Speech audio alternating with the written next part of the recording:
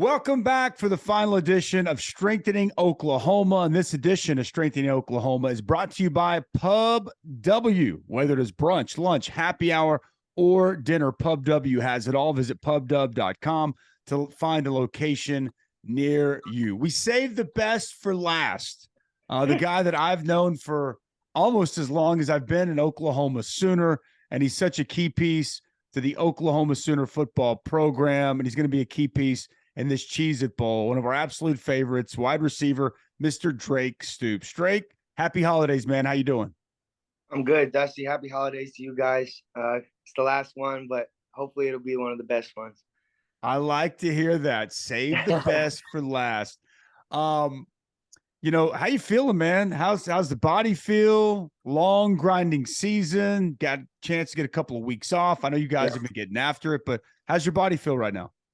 I feel pretty good. We had some time off for finals, so I was more mental strain than physical, so I got kind of recovered there. And then we had those 5 practices right there most recently, and that was kind of a grind. But now I'm starting to get my feet back under me, taking care of my body. And we got like today and tomorrow off, and then we're gonna get ready for the Cheez-It Bowl and go about a game week practice schedule. So I'm excited and I'm ready to go. So a lot of people are wondering what you're gonna do moving forward. And I know it's a tough decision, right? There's a lot of things you gotta decided. We can start. We start the interview like that. I'm coming back, so people will be happy to hear that, I'm sure. So let's go. That's awesome. That's awesome. Yeah. I just talked to my parents. I've already told Coach Venables, Coach Levy, and them, and I'm at peace with the decision, and I'm excited to move forward from here. That's awesome, dude. Give me chills, man. Christmas come early, baby. Drake Stoops is going to run it back one more year. That's great. As far as just from a school standpoint, where are you at? Have you graduated yet? I just graduated last weekend. Yeah. Oh, dude, congratulations on that. I did not realize that. Congrats. And so you start to work on your master's next year? Yeah, I was pursuing a master's. I think the requirements, you have to be in 6 hours of class. So just start building on my master's and then see what's next from there. That's awesome, dude. Well, we can just end the interview. You just made now, our day, right? man. You just made our day. Let's go. You're right. We did save the best for last. Stoops chant lives on. Yes, right. Let's go. Hey, you know what's funny? They at graduation they said they hit the Stoops chant on the mic. I started dying. I was like, no, they did not. That's awesome. That really is great. So I guess I'll just kind of further it. Just talking with your parents, talking with the coaches, just made the most sense to run it back one more time? Like, was there a singular thing that kind of put it over the edge, or the more you talked about it, the more you thought about it, just made the most sense to come back? Yeah, for me, from the beginning, I kind of just thought of it like you have the opportunity to come back and play another year here, where you're valued, you're loved, you're appreciated, stuff like that. So if I leave, I can't get that year back. But in terms of the NFL, like that opportunity that I have now, the NFL will still be there next year at the end of that season. And if anything, hopefully, God willing, it'll be an opportunity to improve, because me myself will be improved, physically, spiritually, mentally, everything. And really, after talking with my parents, it's like treat it like a transition year from college to the NFL. And I'm kind of over college. Like I've outgrown the place in terms of being on the corner, being all of that. So it's like, get a place to myself, start training like a pro, acting like a pro, eating like a pro, all of that, to where now it'll be an easier transition to the league next year. You know what I'm saying? So kind of just start acting as if I'm already there and, play this season here and hopefully, do great things. And also, try and win a Big 12 championship, try and win a national championship, go out with a bang and then go from there. So that was kind of my thinking. And after that kind of became clear for me. I think you're gonna make Dusty cry, man. He's over there, like he looks like a proud big brother over there. Yes, I mean, I felt like I had a good reasoning, like I had a good train of thought about it. I didn't just wake up one day and decide. I felt like I put a lot of thought into it and contemplated it a lot. So I feel like I reached the right decision.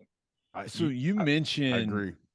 Just kind of your role and what it could be next year. Like there's been some near misses this year. Like I feel like you've been really, really close to having a ton of production, right? Was that part of the decision? And definitely.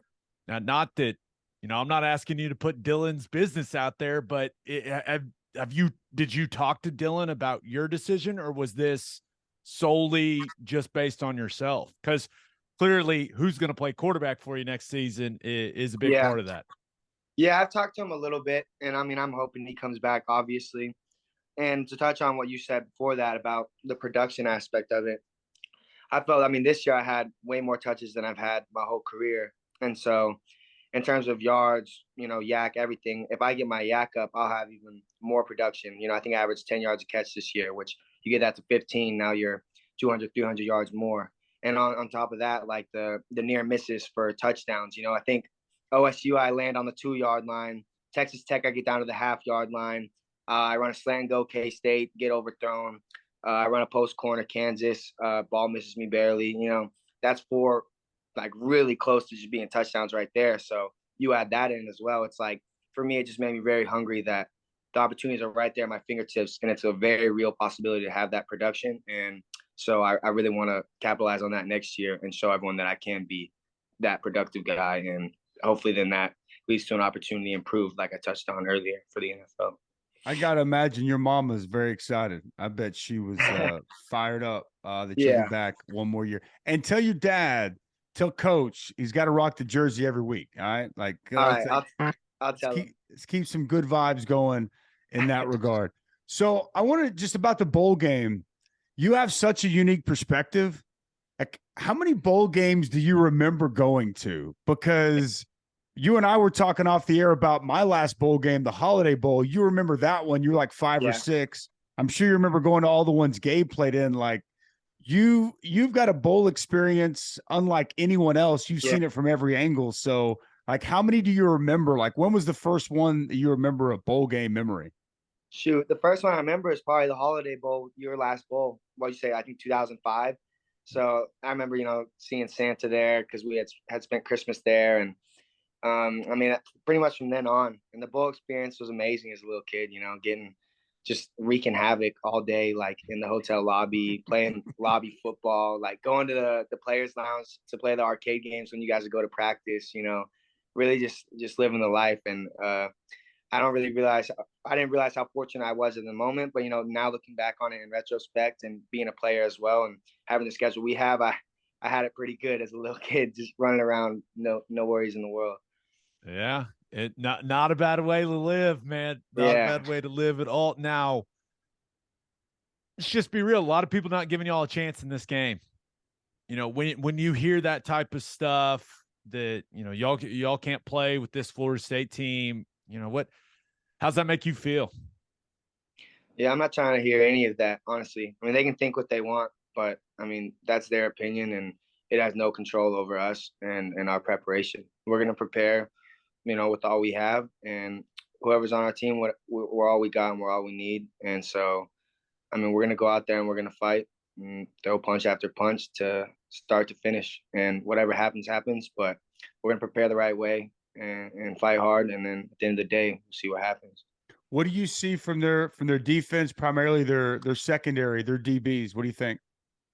They're real solid. They're really good on offense, and then I think they're very good on defense as well, especially later in the year. They've really clamped down on some stuff. They play a lot of 4-man, 2 high safeties, and then everyone else is locked across the board. But then that leaves some. I mean, hopefully we can attack them in the run game. If you want to empty the box out like that, then we need to attack you in the run game. And then if we can do that well, then they get some 1 high, playing cover 1. And then now we got one-on-one matchups everywhere. And now you can start throwing the ball. So a lot of man coverage, play some 2 invert, some zone every now and then, and some 0 on certain downs. But, I mean, they look good defensively, and I think the strength of their defense is definitely their front. So we're going to need some guys to step up on our O-line, and I think they will. Now, we've talked about how good Eric Gray has been with you throughout the season, right? What he's added to this team, but he's made the decision to not play in the game. Clearly, Wanya Morris, Anton Harrison not playing in the game. Yeah. What type of opportunity is that for other guys, though? And have you, as being one of the leaders of the team, I know you're not a rah-rah guy, right? But have you talked to some of those other guys that are going to have to step up and make plays in those guys' absence? Definitely. Yeah, like a guy like Javonte Barnes stepping up, because Marcus Major's out as well. So him stepping up and just supporting him in practice, when he makes a good catch, he makes a good run, just good job, pound on the back, high five, just continue to keep the morale up and let him know that, we support him, we're with him, and we see him. And then guys on the O-line, like, say, Jacob Sexton, a freshman stepping up out there at tackle, and just, like, letting him know that, not to put too much pressure on himself, just to go out and play the same game he's been playing since he was a little kid. And, he's here for a reason. He's very capable. And just continuing to whisper those seeds of inspiration and support in their ear and let them know that we're behind them and we're with them and we support them. I love that. Javante Barnes, man, he's got the tools. Right. He's had a couple of instances this year where you're like, whoa, you can kind of see it. I hope it's a big stage, big opportunity for him. I hope he maximizes and takes advantage of it. Tell me about practice. Is it kind of what you've wanted to see? I know you kind of said you guys got after it for 5 straight days. Yeah. Been physical? Has the mindset been right? Were you pleased with those 5 days that you guys really dug into Florida State to get ready? I was, yeah. And so coach was too. We didn't, we weren't live, like all of them. We had a couple vest practices, but we had 2 full padded practices back to back. And those days we really got after it, 2 hours, 2.5 hours each day. And going a lot of good on good. And at one point we got, a couple fights. Dudes just some dude tackles another dude. We're not like totally live, but it's like some of those dudes taking game reps. Like you see, like JB for instance, like just locked in, And so it was good to see that and get a lot of that good on good work and just get our feet back under us and get that muscle memory back from having a week off or so. What do you think about Orlando? Excited to spend Christmas there? You looking forward to that? I am. I woke up today. It's snowing outside and freezing cold, like 8 degrees. So I'm about to get out of here and go spend Christmas on the beach. Nothing wrong with that. No. Unfortunately, this Arctic blast and these Siberian winds, I think that they're going to make it a little bit chillier there. You might want to take a blanket to the beach. Yeah, I'm bringing a hoodie for sure. If you're heading to the beach, Drake. I see you got that hoodie on there. Is that Norman North? No, it's Honor the Gift. It's Russell Westbrook's brand, actually. Okay. Yeah. Okay. Very nice. I didn't know if that was a wolf head or not, but no, I can see now. I think it's a lion or like a jaguar. Sorry, Drake. Dusty doesn't know fashion. I'm sorry. I'll be honest. I have no idea what that is. He's right. Yeah. I don't. Russell Westbrook, you know who that is. I'm a dad. Like my kids tell me about fashion. You know who Russell Westbrook is, obviously. Come on, man. He has a clothing line. It's called Honor the Gift. Okay. And there is, I own a few items as well. I'm hip and cool with the kids. What's up? Yeah. What's up? I'm not. Okay. I will say though, I do have some Jordans and I might be getting another pair of Jordans for Christmas. So like, what's up? Go. Like, got like 3 pair of Jordans now. So I'm getting there. I'm man. Boy. Here we go. At 40, I finally got a little bit of style. Thanks to my children. No, we're excited, man. It's gonna be a fun matchup. What about just the fact of a winning season? How much does that, you're 6-6 right now. A win over a top 15 team really puts a good taste in your mouth to end the season. And there's a difference between being 7-6 and 6-7. How much do you think about that? How much is that talked about in the locker room amongst you guys as players? Yeah, it hasn't been talked about too much in terms of like we need to have a winning season, win or lose. I think we just want, as competitors, just to win the game, and like you said, against a top 15 opponent, carry that momentum into next year, and in the season with a good taste in our mouth and younger guys too, playing well and carrying that momentum into the off season and then into the next year, really believing in themselves and seeing what they're capable of. But I think, at the end of the day, we just want to get a win and against a really good team, like you mentioned. But I think we lost some close ones this year that our record doesn't necessarily show exactly how good of a team we can be. But this is a game of performance, not potential. So Coach Venables always says that, and he's correct. We have the potential to be very good, but our performance wasn't at times. And so that's why we're 6-6, and we deserve to be so. So how is Coach Venables handled this season? Because clearly he takes the job. 6-6 was not the plan. It's not what anyone expected when he took over. How how has he handled the adversity of this season? I think really well. I mean, he's a tremendous leader, someone I admire greatly, especially after spending so much time around him now and seeing his influence. Um, he shoulders a lot of blame sometimes that I don't think is necessarily fair to him because we're the ones that have to perform. But I think he handled it better than I think most people could, especially being at a place like Oklahoma and the expectations we had. But I mean, it takes time to cultivate the culture that he wants and get the right guys in here and get to learn the schemes and everything. You know, we had a new offensive coordinator, new defensive coordinator, and so learning all that takes time. And I think he's definitely got the program on the right track, though. And this is just a starting point. I think so too. And it's his first time to ever lead a program. I mean, let's just be honest. Like, Right. I'm sure he's learning a little bit as Definitely. he's going as well. But I agree with everything you had to say there. I'm curious. Gabe asked you about Dylan, and I saw Marvin was asked about what he's going to do, and he's still weighing his options. We asked him a couple of weeks ago on here about it. Do you?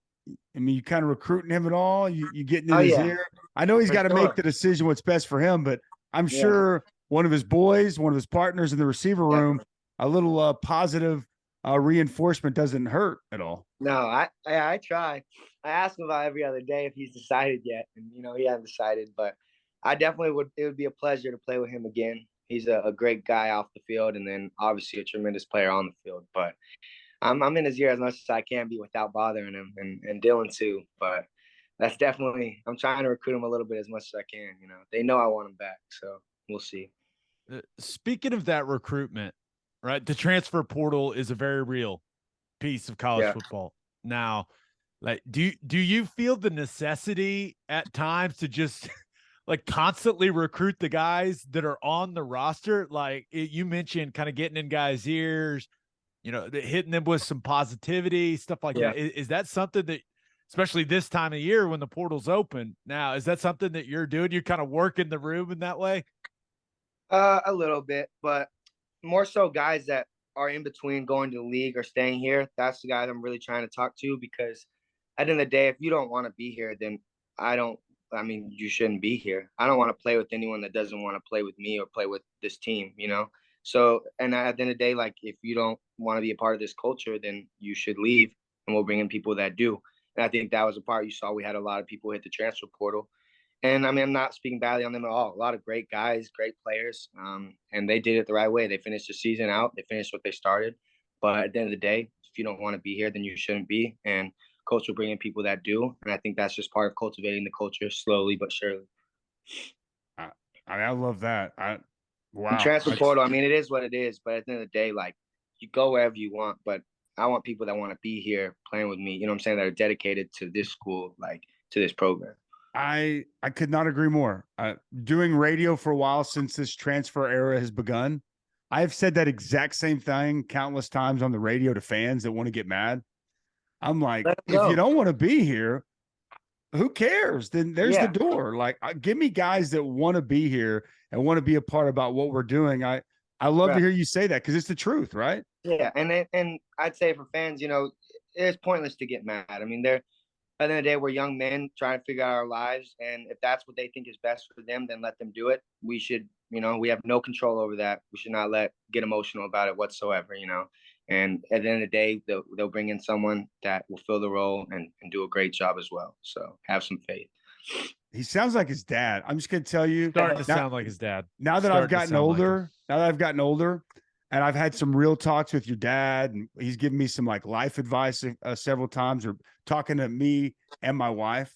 Yeah, it's like he's so wise, and he has a great perspective on things, and you sound just like him. So I don't know. You'll probably play football for a really long time, I hope, but something tells me coaching might be in your future if you want it to be, because you're already starting to talk and sound just like one of the best that's ever done it. All right, let's get some fan questions in here. Fan questions, as always, brought to you by Love's Travel Stops. Visit loves.com for more information on the nation's leading travel stop network that's headquartered right here in the great state of Oklahoma. Sam H., is Christmas your favorite holiday?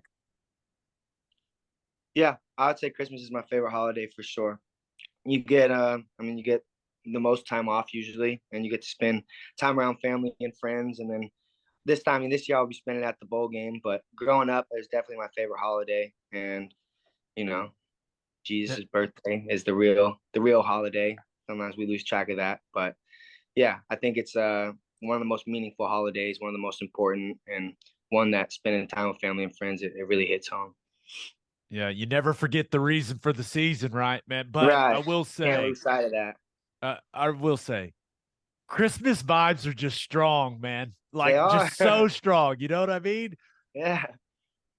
Snowing today too. Come on. Yeah. I like it. All right.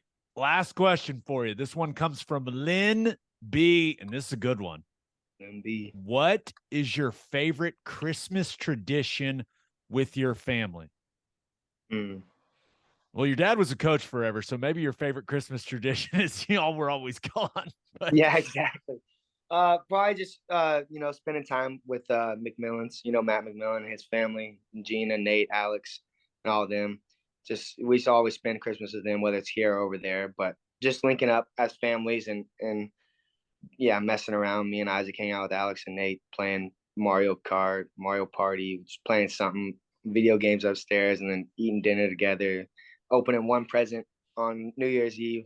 One present is allowed, and then of course Christmas is fun. But yeah, just spending time with the family and friends. I love that. Maddie McMillan. McMillans are the best, man. Absolute best. He is. He's a trip. But I think more importantly, you ain't any good at Mario Kart, bro. Like, I mean, you don't have any skills. Like, yes, here we go. Any one on them sticks, man. Any Nintendo, we can get it on. I'm good at all of them.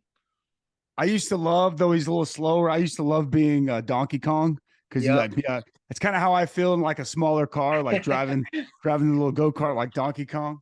I like that. Mm-hmm. But I'll tell you what, I thought you would have been a Bowser guy.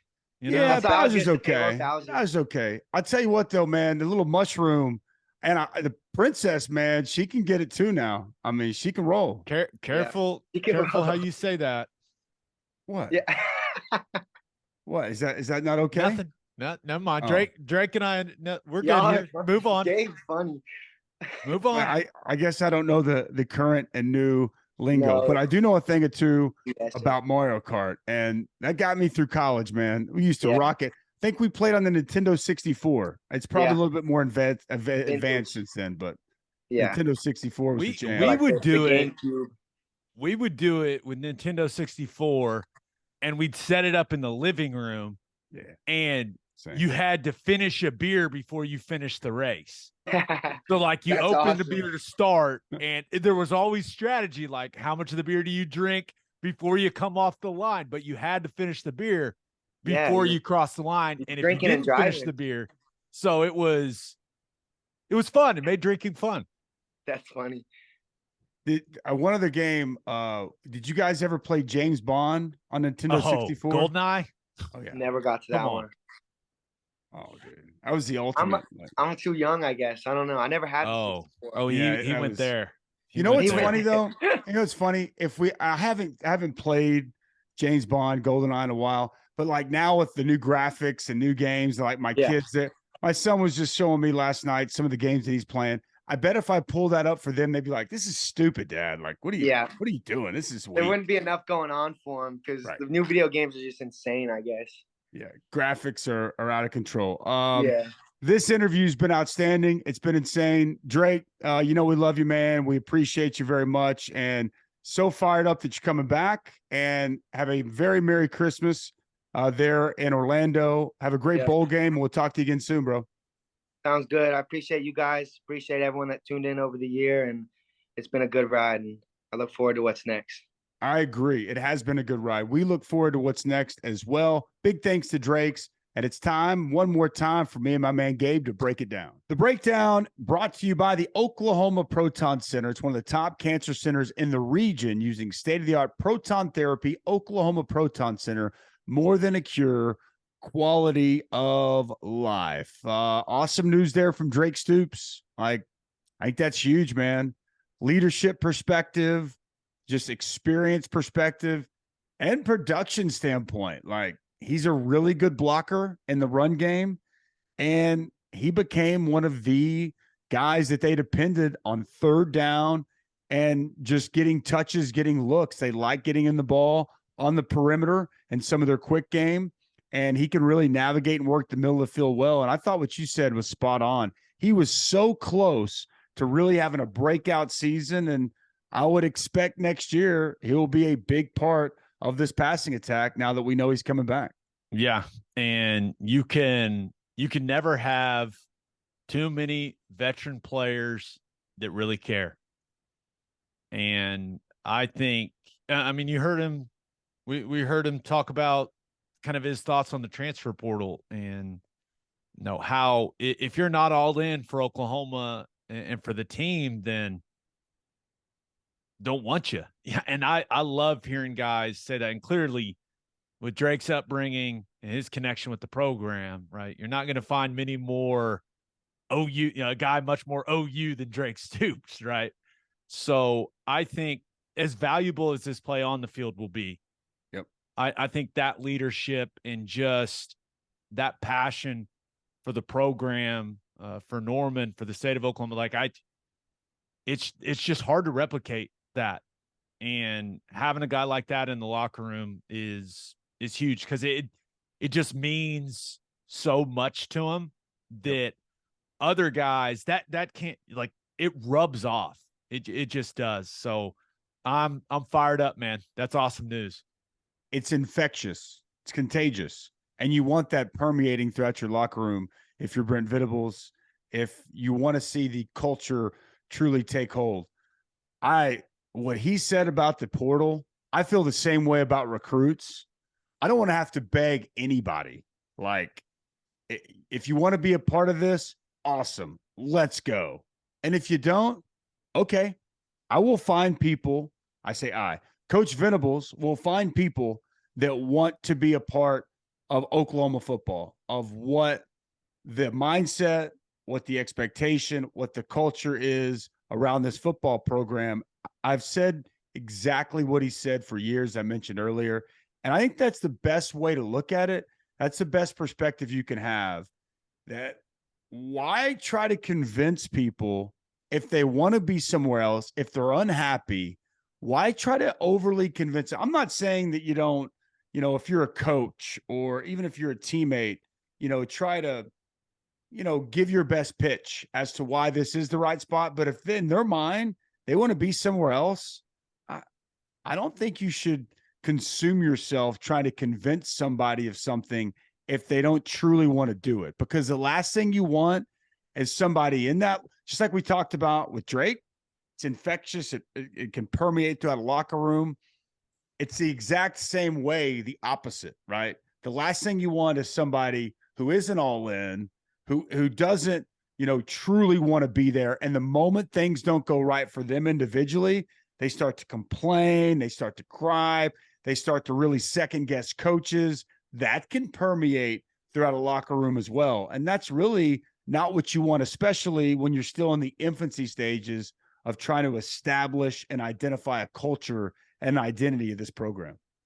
There's no doubt. So having a guy like Drake come back, I think it's huge. And this is the way that I just kind of view it.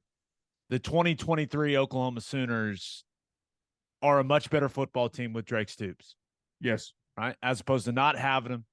And I know that they're losing quite a few pieces, right? Guys that were key contributors to the 2022 team, but OU is a better football team with Drake Stoops for a lot of different reasons. And that it's not just about what we're going to see on the field next season.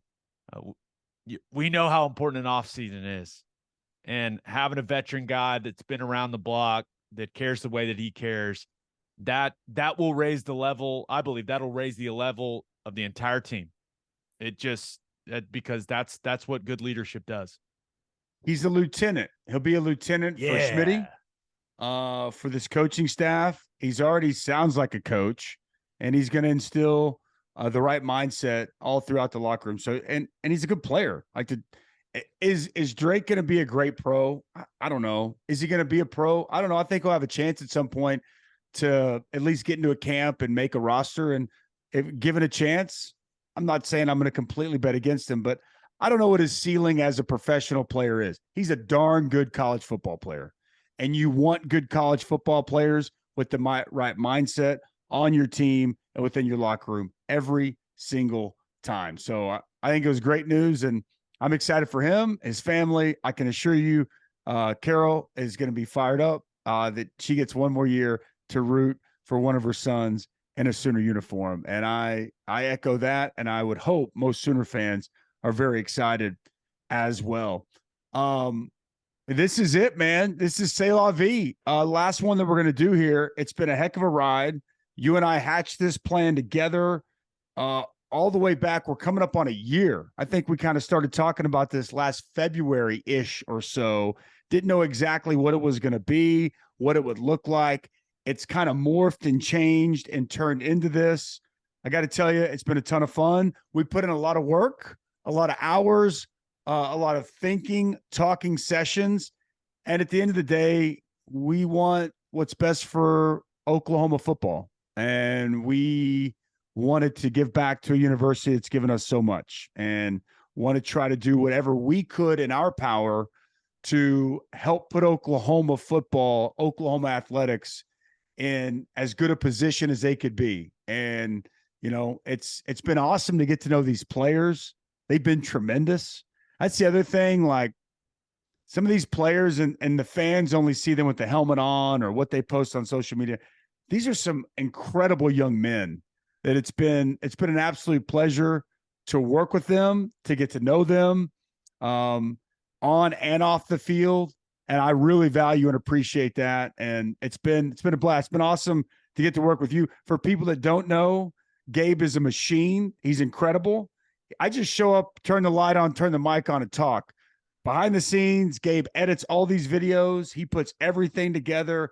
He works his tail off to put out what we believe is one heck of a product. So you're a star, man. You're awesome. You're great with the mic, but all this other stuff, all the editing and different things that you do, man, it's really impressive. And you've really done an awesome job with this. And it's been really cool to join forces with you, put this out there. And obviously what's in the best interest moving forward is to transition with Crimson and Cream. But these, you know, since last February and really these last 5 months, it's been great to work with you here on Strengthening Oklahoma.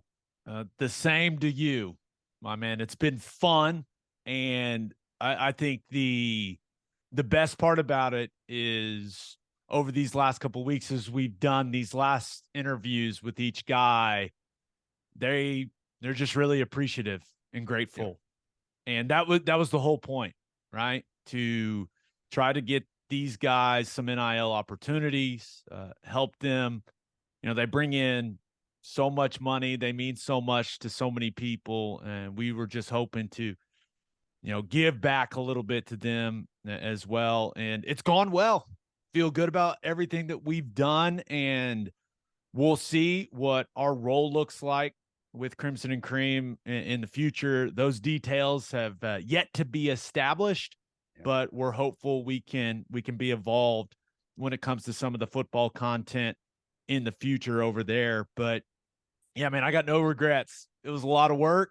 And as far as the editing and all that stuff, you just find, hey, once you find the workflow, man, it's like riding a bike, baby. It's just like riding a bike. But it's been a lot of fun. And yeah, I've gotten a lot out of it. I feel like I've gotten more out of it than I put into it, which is saying something, because it took a lot of time and a lot of meetings to put this thing together. But ultimately, got to do what's best for the program. And just our conversations with some of the leadership, it felt like, you know, we weren't like in the way, but we kind of needed to simplify some things for the players and for the fan base. And I think that, you know, ultimately this move to, you know, us being on the Crimson and Cream and advisory board and all that stuff, it's what we had to do. It looks, NIL, it's here for now. And it's a very real part of college athletics. and collectives and putting the right pieces together and making sure that it's organized and everybody is working together. It's huge. And obviously, a massive thanks to the people listening, subscribing, whether it's been here at Strengthening Oklahoma, it's with Crimson and Creeve currently or moving forward. It's imperative. And you guys are incredible. And just so you know, like, we're thankful, we're appreciative of supporting us in this endeavor, but you're really supporting these players. You're really making an impact for them. And I can just tell you, talking with them, they're appreciative. They're thankful. They're grateful. It does make an impact, and you are helping the betterment of Oklahoma athletics. So just know that. Feel good about that in that aspect, and you should with what you've done here and obviously what'll be in the future with Crimson and Cream. And obviously it goes without saying, but Hal Smith Restaurant Group, awesome. Thank you, Hal. Thank you, everybody associated for partnering with us, for believing in us. I've been eating at your restaurants for over 20 years, and I'm going to keep eating at them because they're awesome. But you are as well. Loves Travel Stops. It goes without saying, the best place if you're getting gas, convenience store, the cleanest place there is anywhere. That's already been established, but for supporting us, for supporting these players, thank you so much. Oklahoma Proton Center, you guys have been amazing. We really appreciate you and your partnership and everything you do for the health and well-being of so many Oklahomans and just promoting awareness as it relates to cancer and how to, really work through such a difficult time. Thank you guys so much. Muse Growth Strategies, you've been awesome. Without these partnerships, without these subscriptions, this would have never been possible. So thank you guys so much. It's been a heck of a ride. We appreciate all your support. And until the next chapter, we'll figure out exactly what that looks like and what that entails, Gabe. Yep. And I'm very grateful for everyone that has supported this, and little uncertainty moving forward with what our role is going to look like over at Crimson and Cream, but I'm sure we're going to be doing something, man, because it's about the program. Yeah. And we will do whatever we can to try to put Oklahoma football in the best position to succeed. Yeah, you can count on that. But we'll little bit of mystery, Dusty, but it's been fun. Yep. which I'm very grateful for.